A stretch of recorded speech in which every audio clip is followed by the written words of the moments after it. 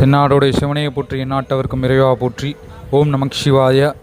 அன்னாபிஷேகம் வருடந்தோறும் ஐப்பசி மாதம் பௌர்ணமி தினத்தன்று அஸ்வினி நட்சத்திரத்தில் சகல சிவாலயங்களிலும் அன்னாபிஷேகம் மிகவும் சிறப்பாக நடைபெறும்.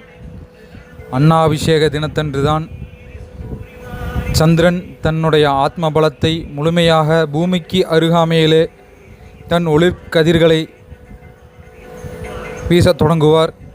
அச்சமயத்திலே சிவபெருமானுக்கு சூடான அன்னத்தினால் அபிஷேகம் செய்து அன்று ஒரு நாள் மட்டும், வருடத்தில் ஒரு நாள் மட்டும் சிவபெருமானுக்கு அன்னத்தில் அபிஷேகம் செய்து ஒவ்வொரு பருக்கையும், ஒவ்வொரு அரிசி பருக்கையும் ஒவ்வொரு சிவலிங்கமாக காட்சி தரும் என்பது புராணங்கள் கூற்று.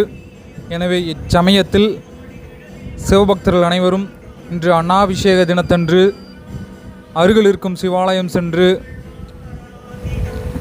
ஒவ்வொரு பருக்கையும் சிவலிங்கமாக தோன்றும் கோடி லிங்க தரிசனத்தையும் தரிசனம் செய்து அபிஷேகம் மற்றும் தீபாராதனையில் பங்கேற்று சிவனருள் பெற வேண்டி பணிகின்றோம்.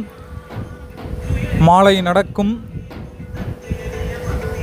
அன்னாபிஷேகத்திலே சந்திரனுக்குரிய தானியமாக அரிசியை சிவபெருமான், எல்லாம் உள்ள சிவபெருமான் மீது சாற்றப்பெற்று